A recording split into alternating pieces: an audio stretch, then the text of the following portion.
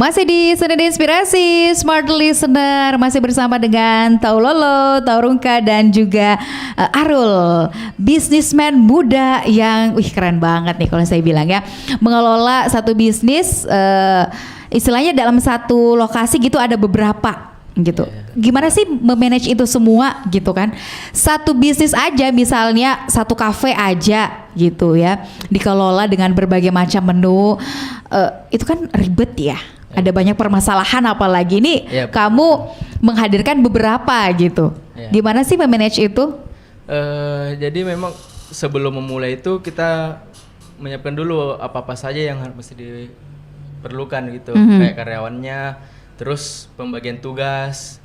Lalu kita memberi juga SOP. Misalnya kayak ini tanggung jawab soal ini gitu macam. Nah, sekitaran 1 minggu diberi pelatihan. Sudah itu akan autopilot gitu. Jadi setelah itu karena kan udah nggak ada kerjaan lagi ya, bikin lagi yang lain gitu. Oh iya, jadi pendelegasian pekerjaan gitu ya. Ketika sudah ada sistem, ada SOP yang dijalankan, udah ada tim di situ yang menjalankan, si owner malah berpikir yang lain lagi gitu ya. Betul. Wah, keren. Ini harus dicatat nih ya. Nah, untuk teman-teman sendiri dari Duta Wisata gitu, saya juga penasaran. Tadi kan kalau Arul sendiri sudah cerita ya, pernah mengalami keterpurukan di masa pandemi kemarin sempat goncang. Kalau teman-teman sendiri pariwisata di Kabupaten Goa saat masa-masa pandemi ini kan 2021 terpilih itu kan masih ini ya, masih tinggi-tingginya COVID-19, masih pandemi juga. Teman-teman sendiri memajukan pariwisata di tengah COVID itu seperti apa sih? Ya mungkin kita kembali sebenarnya ke bagaimana sebenarnya regulasi yang dikeluarkan oleh pemerintah dalam upaya menekan penyebaran pandemi khususnya di sektor pariwisata. Karena kan bukan hanya dari Kak Arul sendiri atau dari segi bisnis saja yang Indonesia terpuruk, tetapi dari segi pariwisata pun itu sangat-sangat berdampak pandemi, atau ya di segala sektor lah ceritanya pandemi. Makanya pemerintah tetap berusaha dengan cara mengeluarkan kebijakan, regulasi, ada yang namanya CHSE, di mana kita datang berkunjung ke sebuah tempat wisata yang memang betul-betul setelah memiliki sertifikat CHSE ceritanya. CHSE itu penekanannya ke bagaimana kemudian kita menerapkan kebersihan, bagaimana kemudian mendahulukan keselamatan, dan bagaimana keberlangsungan lingkungan yang ada. Seperti itu Kak. Jadi di setiap contoh ya Kak, pernah berkunjung ke ada salah satu ekowisata yang ada di Kabupaten Goa, dan ini juga merupakan hal yang sangat berkesan menurut saya. Nah, konten yang memang kami buat di situ adalah dengan membuat sebuah konten yang mampu mengedukasi masyarakat bahwa hari ini kita berkunjung ke sebuah tempat wisata tidak hanya berbicara datang langsung berfoto menikmati apa yang ada di sana, tidak, tetapi bagaimana kemudian kita menerapkan hal itu. Kita cuci tangan dulu sebelum masuk, tetap menerapkan protokol kesehatan. Seperti itu Kak sebenarnya sederhananya di masa pandemi. Dengan menerapkan yang namanya CHSE. Jadi based on regulation juga dari pemerintah gitu ya. Selain melakukan promosi di tingkat lokal, nasional gitu, gimana sih teman-teman dari Duta Wisata sendiri membawa brand-brand UMKM gitu? Salah satunya mungkin Pikebunya Arul yang pengen dipromosikan sampai keluar. Ada nggak sih program khusus untuk teman-teman tuh bisa pengen apa ya, membawa brand-brand di Kabupaten Goa itu go global gitu, nggak hanya dikenal di Indonesia tapi di luar juga? Ada nggak sih? Kami tuh sebenarnya sadar Kak, ada banyak potensi UMKM yang terdapat di Goa namun belum mendapatkan recognition dari halayak ramai. Makanya kita ini lagi merencanakan sebuah program yang sekiranya tuh dapat membantu produk-produk tersebut agar lebih dikenali di masyarakat luas. Apa itu programnya?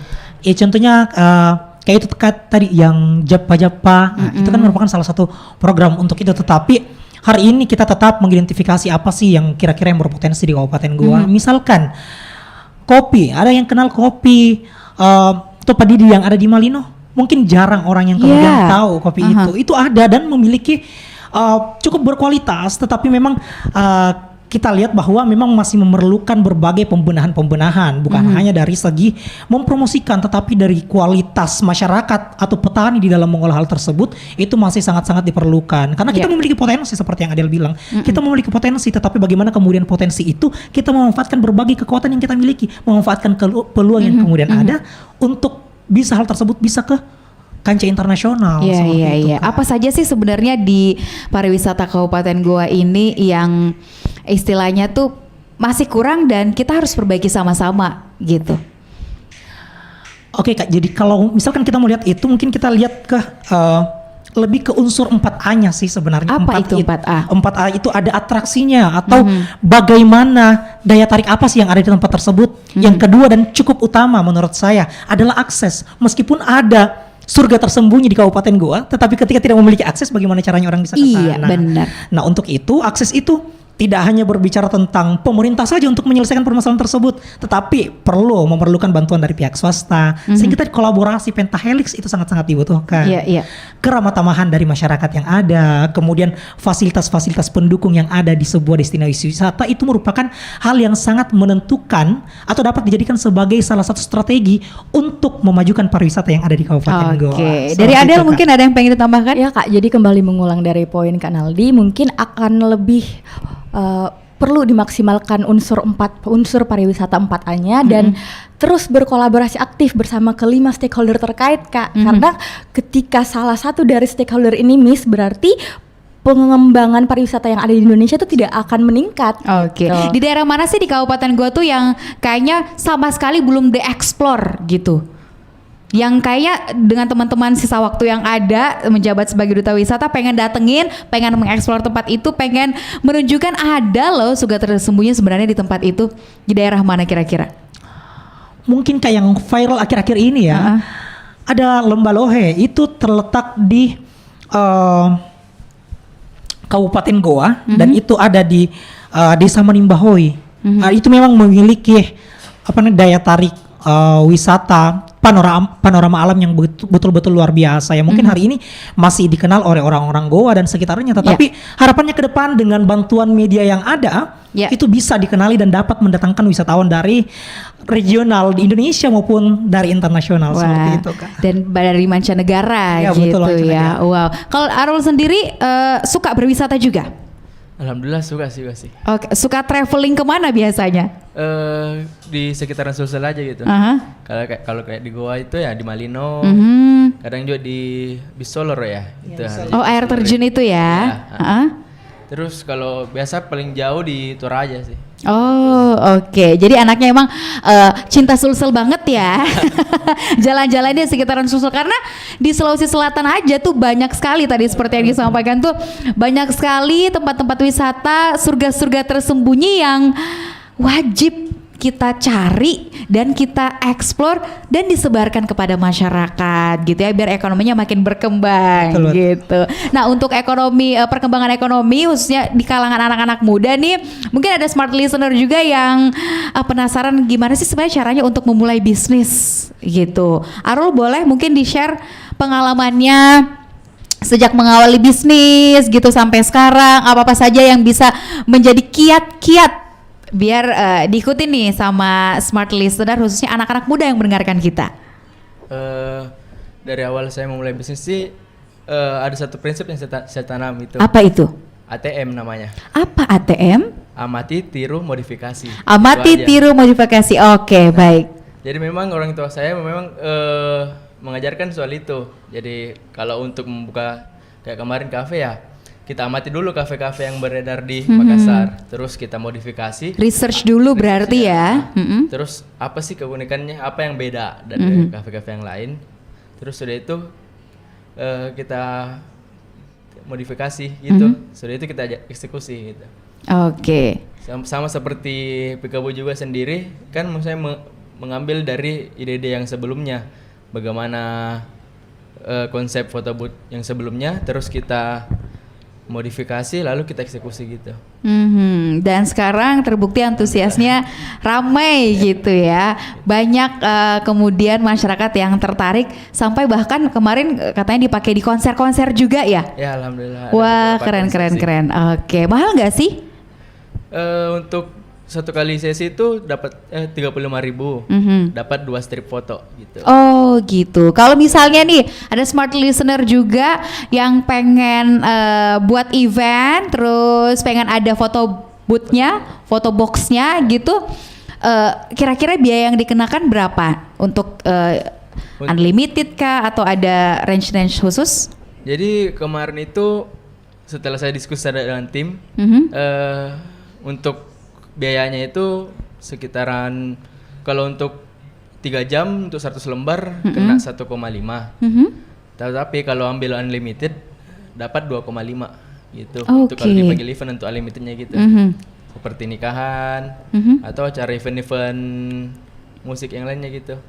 Kemarin sempat itu ada event musik yang mereka yang pingin customernya dapat menyimpan merchandise secara gratis. Nah, dipanggillah kami.